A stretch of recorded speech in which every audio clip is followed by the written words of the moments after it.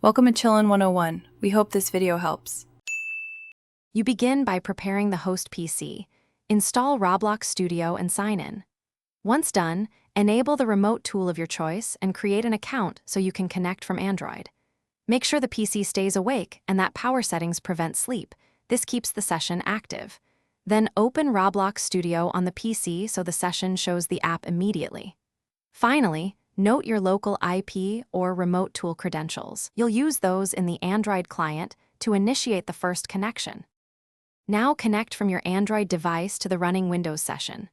Once connected, position the remote window full screen and test mouse and keyboard input. Touch mapping may work, but a Bluetooth mouse and keyboard provide much better precision. Next, open Roblox Studio and load a small test place to confirm tool access.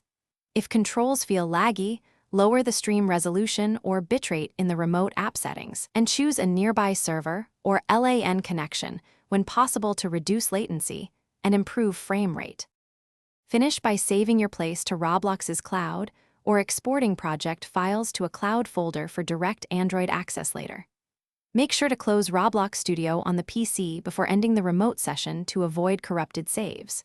If you encounter black screens, connection drops, or severe lag, first restart the host PC and the remote app, then verify firewall rules allow the remote client, and update the host GPU drivers. If problems persist, reduce stream resolution and bitrate.